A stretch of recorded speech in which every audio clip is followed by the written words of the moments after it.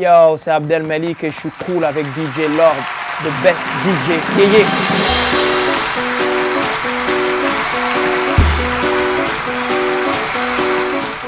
yeah. Donc je m'appelle Abdel Malik, je fais partie du groupe NAP, originaire de Strasbourg. Au départ, avec NAP, on a débuté en 1988, on a fait 7 disques, donc 4 albums. Et lorsqu'en 2000, on a décidé un peu de prendre du recul, on va dire, parce qu'on avait enchaîné de 96 à 2000, on avait enchaîné non-stop les albums. Et on a eu un peu envie de prendre un peu de recul et c'est là que j'ai eu... mais moi, j'avais des projets en commun. J'avais envie de faire des projets hors des projets qu'on faisait en commun. Et c'est à ce moment-là que j'ai eu l'envie de faire mes premiers projets solo. Donc j'ai sorti en 2004 mon premier album solo qui s'appelle Face à face des cœurs. Et je voulais aussi mener en parallèle, ça faisait longtemps que je voulais mener en parallèle une carrière de rappeur et d'écrivain. J'ai sorti un premier ouvrage également la même année chez Albin Michel qui s'appelle Qu'Allah bénisse la France. Et donc voilà, et ensuite aujourd'hui me voilà pour mon deuxième album solo qui s'appelle Gibraltar.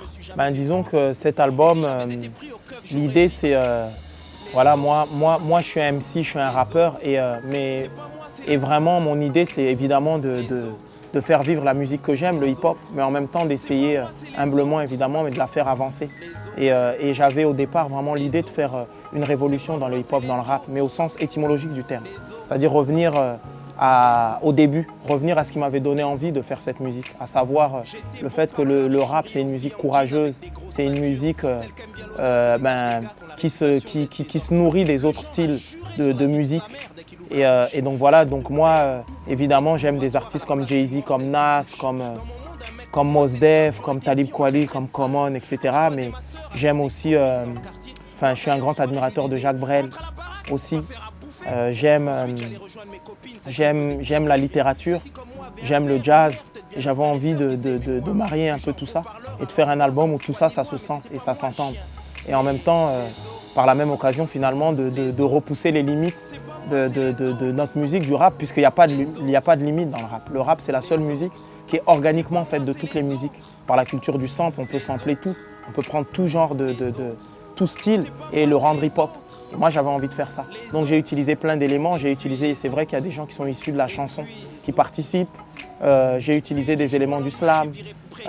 Voilà, l'idée c'était ça, c'était vraiment ramener le hip-hop à un autre niveau dans le sens où on est à la base la musique la plus ouverte, mais il se trouve aussi qu'on est capable d'être les plus sectaires et les plus fermés. Moi j'avais envie de dire que le hip-hop c'est pas une musique monolithique, c'est une pluie de météorites, c'est un arbre à plusieurs branches.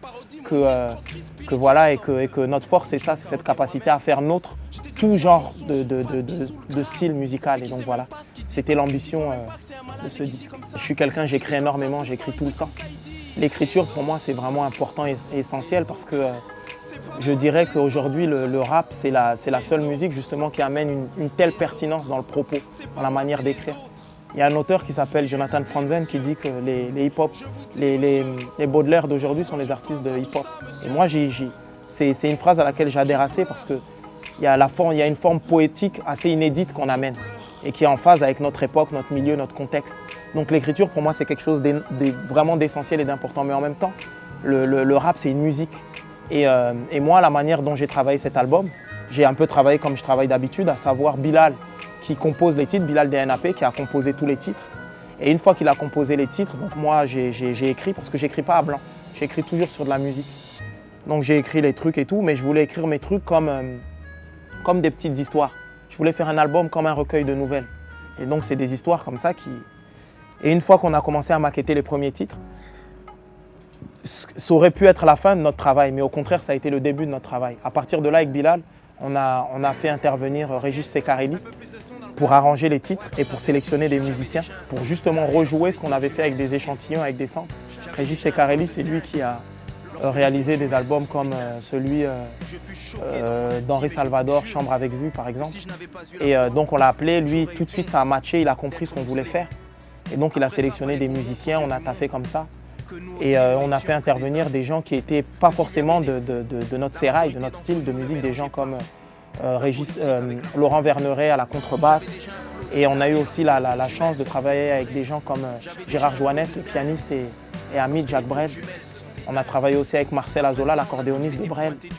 On a pu travailler avec des gens comme Mathieu Bogert, qui est venu jouer également. Et voilà, le tout, c'était de faire ça.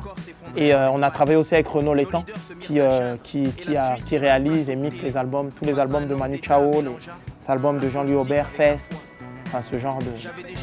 On a bossé avec lui au niveau du mix. Et une fois qu'on a eu tout ça, on est allé à Hollywood et on a masterisé le tout. C'est Bernie Grudman qui a masterisé, celui qui masterise les albums de 50, d'Eminem et de Dr. Dre. Et donc on a travaillé comme ça, vraiment le tout c'était qu'il y ait une richesse artistique, mais que ce soit comme un peu dans les albums de Kanye West où tu ne saches pas trop quand tu écoutes les instrumentations si c'est du sample ou si c'est joué. Et nous, cette confusion-là, elle nous plaisait assez. Mais en réalité, cet album, à 95%, il est joué. Et l'idée, c'était ça. L'idée, c'était de prendre un projet comme ça, acoustique, mais de le rendre aussi organique, en tout cas avec la même tessiture que les albums de hip-hop habituels. Et c'est vrai que le mastering de Bernie Grudman et le mix de Renaud Létang, ça a rajouté ça. Et donc voilà, donc c'est comme ça qu'on a fait ce disque. Ouais, mais moi, tu sais, j'ai envie de te dire que quand un Nas il a sorti Illmatic, c'était pas comme tout le monde, c'était différent. Quand, je sais pas moi, quand les Run DMC sont arrivés avec ce titre, avec Aerosmith, c'était pas comme les autres. Enfin, des exemples, on peut en citer plein. Quand Jay-Z est arrivé avec le Blueprint, c'était différent, c'était une révolution. Moi, je pense que chaque artiste de hip-hop, c'est Che Guevara. Chaque MC, c'est Che Guevara. Il doit être capable en tout cas, il doit ambitionner de faire la révolution. Après, advienne ce qu'il advienne. Et moi, c'est ça, j'ai envie d'amener la musique. J'ai envie voilà, pour moi, le hip-hop, le rap, c'est la musique du 21e siècle. C'est la musique la plus percutante, c'est la musique la plus pertinente. C'est la musique qui interroge notre société, notre époque et les autres styles de musique. Et aussi les autres formes, même les autres formes d'art, la poésie, même la littérature, la peinture, tout ce que tu veux, le hip-hop, c'est la seule musique qui est capable de faire ça. Donc je pense que chaque MC doit avoir cette capacité-là, lorsqu'il rentre en studio, il se dit quelle sera ma pierre à l'édifice. Comme Rakim qui, lorsqu'il écrivait, il s'imaginait trompette. Il se disait j'aurai le flow d'une trompette. Et voilà, c'est ça. Pour moi, et moi, donc, définir mon truc, je dirais que c'est du hip-hop. Je mets mes tripes sur la table. Et j'ai pas peur d'être moi. La suite, on est un peu il y a une tournée un peu marathon comme ça qu'on est en train de faire et je suis content. Parce que moi je suis un MC qui est né sur scène. J'ai fait des années de scène avant de sortir un disque. Et je sais que sur scène, lorsqu'on est MC, c'est là où tout se joue. Et donc c'est important pour moi et donc il y a la scène. Ensuite, il y a la préparation de l'album d'NAP parce qu'on est en train de revenir. Fin 2007, on est en train de préparer notre grand retour. Et on travaille énormément. Il y a un projet collectif de